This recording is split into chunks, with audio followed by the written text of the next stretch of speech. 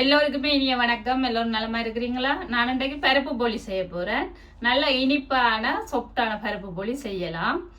எப்படி செய்யலாம்னு பார்க்கலாம். வாங்க வீடியோக்குள்ள போகலாம். மற்றது என் காணொலிகள் பார்த்து சப்ஸ்கிரைப் பண்ணி சப்போர்ட் பண்ண எல்லோருக்குமே மிக்க நன்றிகள்.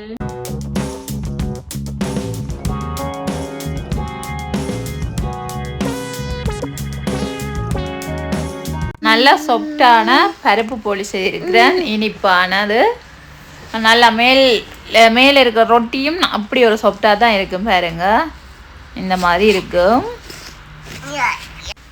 டேஸ்ட்டும் செம்மையாக இருக்கும். வாங்க அப்படி செய்யணும்னு பார்ப்போம்.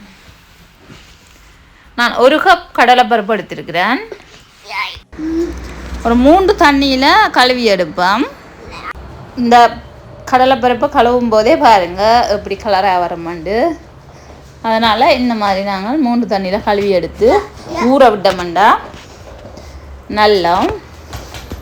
பிறகு ஊறின பிறகு கழுவக்கூடாது. அதனால் இப்போவே நாங்கள் கழுவிட்டு ஊற விடணும். நான் இப்போ 3 தண்ணியில் கழுவி எடுத்துட்டேன். இதை ஒரு மணி நேரமாக ஊற விட்டு எடுத்துக்கொள்ளுவோம். இப்போ கடலைப்பருப்பெல்லாம் 1 மணி நேரம் ஊறிட்டுது. நல்லா ஊறி வந்துட்டுது. இந்த மாதிரி ஊறி வந்துட்டு இதை நாங்கள் இனி அவிய வைப்போம். நான் கடலைப்பருப்புக்கு இந்த பருப்பின மட்டத்துலேருந்து ஒரு கொஞ்சம் கூட இந்த பாருங்க நான் காட்டுறேன். அந்த மாதிரி வச்சோம்னு சொன்னால், இந்த அளவுக்கு வச்சோம்னு சொன்னால் அவிஞ்சு தண்ணியெல்லாம் பற்றி வர சரியாக இருக்கும். படிக்க தேவையில்லை. நான் இப்போ உப்பும் சேர்த்துக்கொண்டேன். இப்போ நாங்கள் மாவை குழச்சி எடுப்போம். நான் ஒரு மைதா மாவு எடுக்கிறேன். 2 கப் மைதா மாவும் 1 கப் ஆட்டா மாவும் எடுக்கிறேன். கோதுமை மாவு 3 கப் மாவுக்கு நான் உப்பு சேர்த்துக்கொள்கிறேன். அதோட ஒரு 1/4 டீஸ்பூன் மஞ்சள் தூள் சேர்த்துக்கொள்கிறேன். மஞ்சள் தூள் சேர்த்துக்கொண்டா தான் நான் போலிக்குரிய கலர் கொடுக்கும். அதோட பட்டரும் சேர்த்துக்கொள்கிறேன். இப்போ பாருங்க, கடலைப்பருப்பு அவிஞ்சு வருது. மேலால் வர நுரையையும் எடுத்துக்கொள்வோம். இந்த மாதிரி நுரை இருந்தால் பருப்பு கொஞ்சம் கயரும். நுரையை மேலால் எடுத்து விடுவோம். இனி கொஞ்சம் இன்னும் பருப்பு அவியணும். அவிஞ்சு வரட்டுக்கும். இப்போ நாங்கள் மாவை குழச்சி எடுத்துக்கொள்வோம். நான் மாவுக்கு இப்போ எல்லாத்தையும் சேர்த்து மிக்ஸ் பண்ணுறேன். மிக்ஸ் பண்ணிவிட்டு கொஞ்சம் தண்ணி விட்டு குழச்சி எடுக்கணும். பட்டர் எல்லாத்தையும் இந்த மாதிரி மிக்ஸ் பண்ணுவோம். இதோட நான் தண்ணி சேர்த்துக்கொள்கிறேன். ஒரு எங்களோட ரூம் டெம்பரேச்சரில் இருக்கிற தண்ணியை சேர்த்துக்கொள்வோம். சூடாக எல்லாம் சேர்க்க தேவையில்லை. சேர்த்து கொஞ்சம் கொஞ்சமாக விட்டு குழச்சி எடுப்போம். இது எங்களோட பரோட்டாவோ இல்லை ரொட்டியோ சுடுற பதத்துக்கு குழைக்கக்கூடாது. மாவை கொஞ்சம் லூஸாக குழச்சி கொள்ளணும். அப்போ தான் நாங்கள் எங்களோட உள்ளுடலும் வச்சு போலி செய்யும்போது இலகுவாக இருக்கும். நான் இந்த மாதிரி கொஞ்சம் கொஞ்சமாக தான் தண்ணி விட்டு குழைக்கிறேன். எந்த பதத்துக்கு குழைச்சி எடுக்கிறேன்னு சொல்லி பார்க்கலாம்.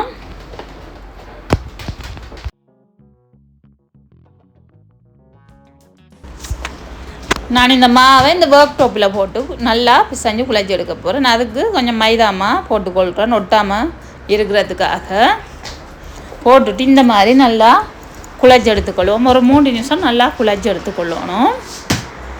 இப்போ தான் மா நல்லா சொப்டாக வரும். பட்டரும் போட்டிருக்குறேன். நல்லா சொப்டாக வரும்மா. பாருங்க, நான் இந்த மாதிரி குழச்சி எடுத்துக்கிறேன். இந்த பாருங்க இவ்வளோ சொப்டாக இருக்குன்னு சொல்லி 2 3 மணி நேரம் ஒரு டிஷ்ஷில் போட்டு மூடி வச்சுக்கொள்ளுவோம். அதுக்கு முதல்ல எண்ணெய் போட்டுக்கொள்ளணும். அப்போ தான் நான் காயாமல் இருக்கும். மேலால் நல்லா எண்ணெயை பூசிட்டு மூடி வைப்போம். மூடாட்டிக்கும் காய்ச்சி போவோம். நான் இந்த மாதிரி நல்லா எல்லா பக்கமுமே எண்ணெயை பூசிட்டு மூடி ஒரு 15 நிமிஷம் வைக்க போகிறேன். அதுக்குள்ளே எங்களோட பூரத்தை ரெடி பண்ணுவோம். இப்போ பாருங்க, நல்லா கடலைப்பருப்பு அவிஞ்சு வந்துட்டுது. தண்ணி எல்லாம் வற்றி கணக்காகவே அவிஞ்சு வந்துட்டுது. வடிக்கவும் தேவையில்லை. வடித்தாலும் சத்துக்கள் போகும். அவிச்ச கடலைப்பருப்பை நாங்கள் இந்த மாதிரி மசிச்சு எடுத்துக்கொள்ளணும். நல்லாவே ஓரளவுக்கு மசிச்சு எடுத்துக்கொள்ளுவோம்.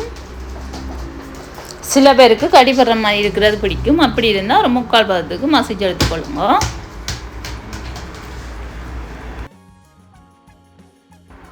நான் நான் கடலைப்பருப்பு நல்லா மசிச்சு எடுத்துட்டேன். பாருங்கள், இந்த மாதிரி மசிச்சு எடுத்துருக்கிறேன். இனி நாங்கள் இதுக்கு இனிப்பு போட்டுக்கொள்ளணும். இதுக்கு நீங்கள் சீனி சேர்த்துக்கொள்ளலாம், அல்லது வெல்லம் சேர்த்துக்கொள்ளலாம். உங்களுக்கு எது விருப்பமோ அதை சேர்த்துக்கொள்ளலாம். நானும் இது அந்த கித்தூள் பனங்கட்டி சேர்த்துக்கொள்கிறேன். 1 கப்புண்டா ஒரு 3/4 கப் சேர்த்துக்கொள்ளுவோம். உங்களோட இனிப்புக்கு ஏற்ற மாதிரி சேர்த்துக்கொள்ளுங்க, கூட்டி குறைச்சி.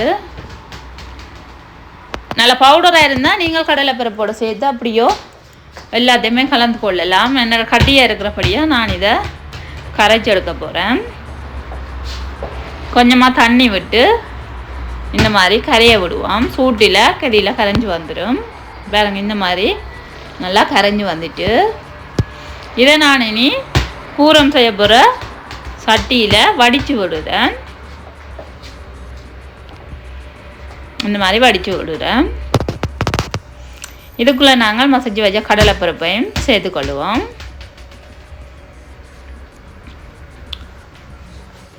சேர்த்து இந்த மாதிரி மிக்ஸ் பண்ணி விடுவோம். இது கொஞ்சம் எல்லாமே பத்தி வரணும்.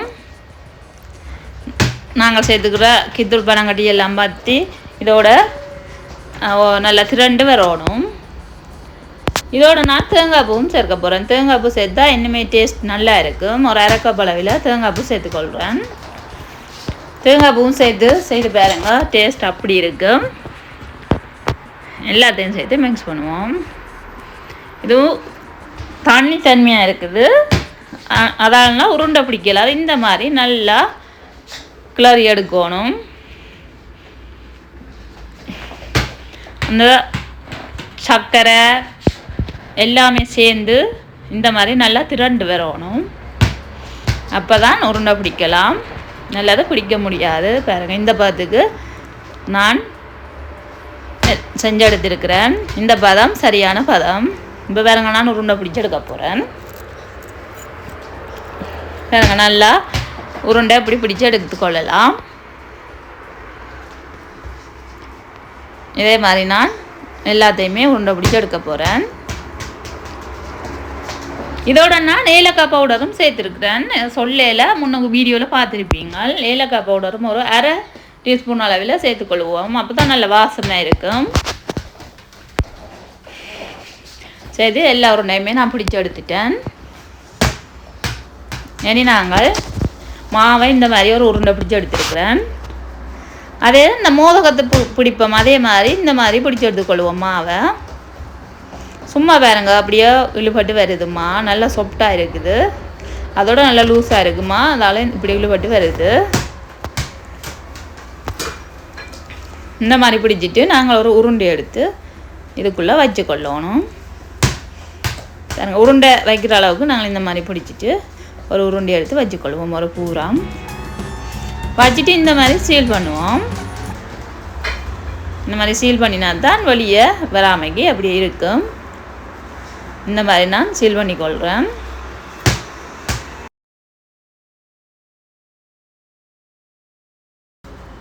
இந்த மாதிரி நல்லா சீல் பண்ணிவிட்டு ஒரு பட்டர் பேப்பரில் வச்சுக்கொள்கிறேன். லேசாக அழுத்தி விடுவோம், நல்லா அழுத்தக்கூடாது, லேசாக அழுத்தி விடுவோம். அதுக்கு மேலே இன்னும் ஒரு பட்டர் பேப்பரை வச்சுட்டு இந்த மாதிரி உருட்டி விடுவோம். நல்லா ஊண்டி உருட்டாமல் நார்மலாக உருட்டினாலே போதும். பாருங்க எப்படி வந்திருக்காண்டு. நாங்கள் சேர்த்த மஞ்சள் தூளும் சரியாக இருக்குது. இந்த மாதிரி நான் மெதுவாக தான் உருட்டி விடுறேன். கையாலையும் மெதுவாக அழுத்தி விடலாம், உள்ளங்கையாலையும் மெதுவாக அழுத்தி விடலாம். இதால் அழுத்தும் போது கொஞ்சம் பார்க்க அழகாகவும் இருக்கும். எனக்கு சட்டியும் சூடாகிட்டு அதுலேயும் கொஞ்சம் பட்டர் போட்டுக்கொள்கிறேன். பட்டர் எல்லாம் எண்ணெய் எது வேணுமென்றாலும் போட்டுக்கொள்ளலாம், நெய்யும் போட்டுக்கொள்ளலாம்.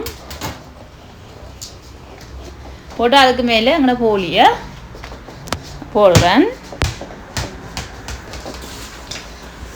நான் அடுத்தது இன்னும் ஒன்றையும் இந்த மாதிரி செஞ்சு காட்டுறேன். இப்படி தான் நாங்கள் மோதகத்துக்கும் பிடிப்போம். இப்படி பிடிக்கும்போது கோயில்களில் மோதகம் பிடிக்கிற ஞாபகம் தான் வருது. இந்த மாதிரி பிடிச்சிக்கொள்வோம். அதுக்குள்ள ஒரு பூரத்தை எடுத்து வச்சுட்டு இந்த மேலால் சீல் பண்ணுவோம்.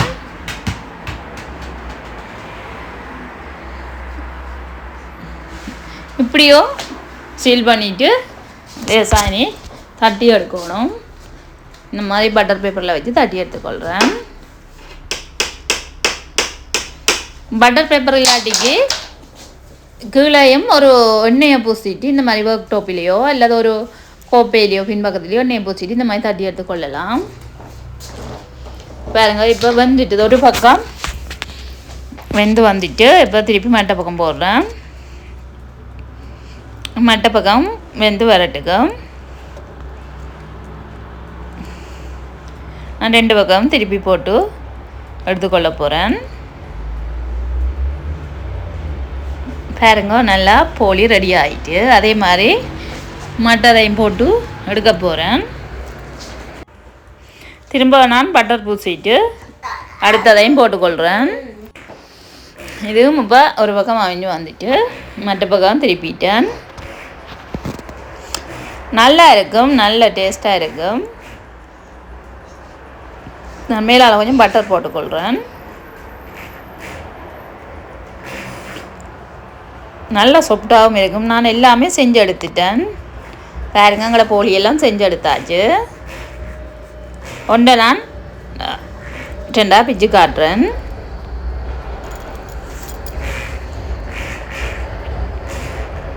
சூடாக இருக்குது. செய்த உடனேயுமே எடுக்கிறேன். பயங்கர சூடாக இருக்குது. பாருங்க, நல்ல சாஃப்டாகவும் வந்திருக்குது. வெளியே பூரமும் வரையில் எல்லாமே சரியாக வந்திருக்குது. இந்த மாதிரி நீங்களும் செய்து பார்த்து கருத்தில் சொல்லுங்கள் எப்படி வந்ததுண்டு. வீடியோ பிடிச்சிருந்தா லைக் பண்ணுங்கள், ஷேர் பண்ணுங்கள், சப்ஸ்கிரைப் பண்ணுங்கள். நன்றி. இன்னொரு வீடியோவில் பார்க்கலாம்.